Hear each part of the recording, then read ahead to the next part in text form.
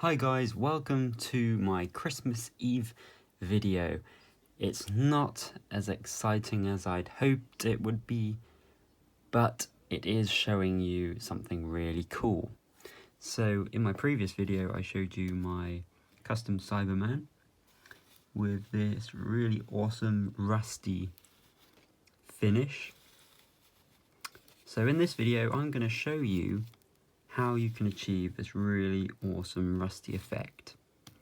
Now, there's no better object to use than one of these lone Cyberman heads, as seen on the actual figure itself. Again, these are going to be available to purchase after Revolution of the Daleks from my Etsy, NDW Design. And once you get it, and it's unpainted of course, you want to give it a spray. And this one's been sanded, so you can see the supports, little bubbly bits are gone. And I've undercoated it in a nice silver. And once you've done that, you're going to want to paint the black areas, which I've done already on this one here. You're going to need a fine brush to paint those, and I like to use this surface primer, a Vallejo paint. It's a little bit tougher than your standard acrylics because it says acrylic polyurethane, so it's really nice. Anyway, I've used that on this head, and next up I'm going to give it a black wash before we get into the rust. So let's do that now. Now the trick with this is to mix your paint 50-50 of water, and then when you go to put it on, it will fall into all the little crevices. And essentially it's just a way to sort of dirty the object up a little bit before you get to the main weathering. So I'm quite happy with the spread of that, and hopefully that was in focus. I'm not looking at the camera, but then I'm going to take a tissue. I'm just going to dab it and then stroke it, just to make sure that the raised areas aren't as dark as the crevices. And you can already see what you achieve with that. So I'm going to just finish this up now, and then I'll show you what it looks like before we start the rust. And here is the head with the black wash all over. I've gone quite heavy on it because it really brings out the details. And yeah, it looks great. So now we're going to get on to the rust. So I'm going to prepare the rust paints and show you what they are.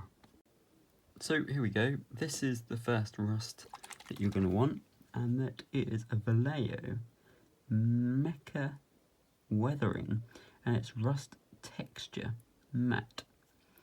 Now this has got some extremely fine grains of, don't know what the best way to describe it is. It's not sand, but it's got that sort of texture like sand, but the grains are much finer. And that's the first bit that you're going to want to do, and I'll show you that in a second. Then you're going to want a dark rust, which is again Vallejo Mecha Weathering paint, and then a light rust, and I believe these are around £2 to £3 each. You can get these on eBay. That's the best place I think for picking these up. I also got this. I bought a bundle of these, and got a big wash, which I've not actually tried this yet, but I'll be sure to give that a go soon. So here's our head that we're working on. I'm now going to take the texture, the texture rust version, put a little bit on my paintbrush. Got a little blob like that. I'm probably going to take a bit off the brush because that is too much. And what I like to do is, let me make sure this is on camera, but I like to put it somewhere where I want it. So let's put a bit on here, and it goes on really thick. I want to get some bits down here, like that, and then I will wipe a bit off my brush, and then go to where I've put it and sort of start to dab and bring it out.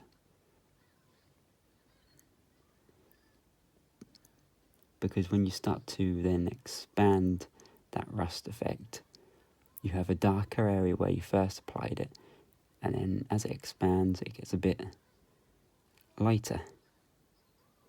And we want to put it all the way around this little lip.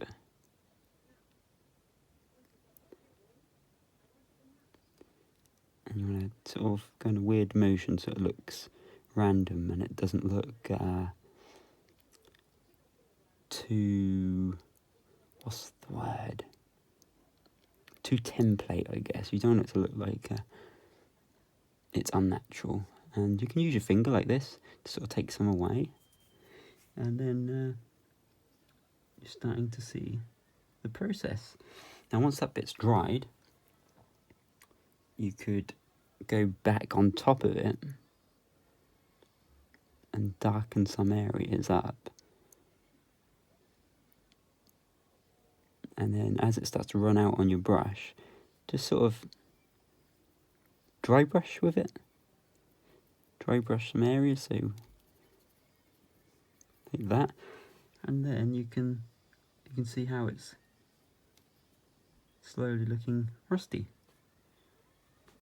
Now I thought I'd change the angle because this is actually a better way for me to work, but I'm now going to put a bit of rust on a different side, and I'm going to show you how I do it again.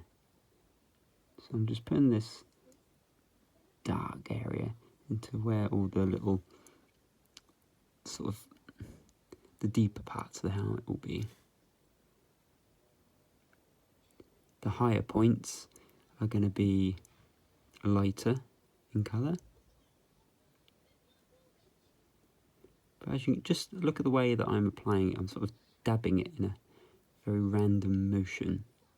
And as it comes out like this, it's getting really thin because there's not much on my brush now. And because it's nice and thin, I'm going to dab with my finger, sort of like that, so it blends into the silver. And I don't like the way this looks. It looks very sharp and looks very unnatural. So I'm going to get a little bit on my brush again, and I'm going to start to weather this bit here. I'm going to use my finger, push it like that.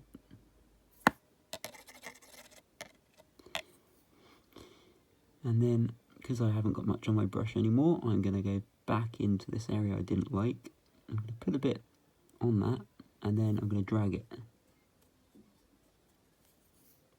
This stuff doesn't look too good, so I'm going to keep applying it until I'm happier with it.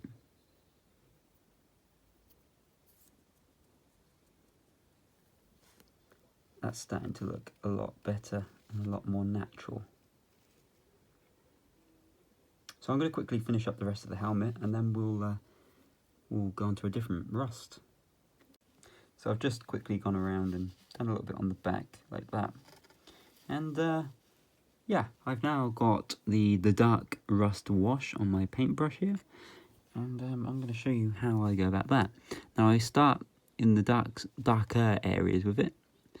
And I do the same as what I did before, really. I put it into the dark areas until it starts to wear a bit thin on the brush, and then sort of bring it out so it's very thin,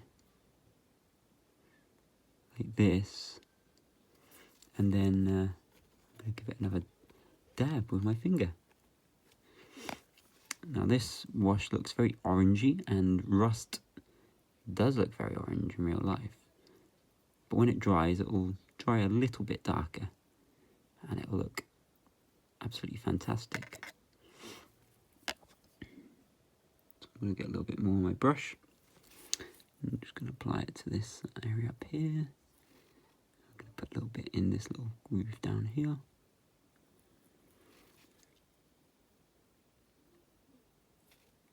I might just put a little bit down here, around there, like so. And again, don't worry about it being too orange because it will dry different to this. But yeah, you can see it's coming along really, really well. So I've actually decided that I don't want to put the third wash on here, but of course you can if you want to. But here we go, this is the finished head. Really fun to do.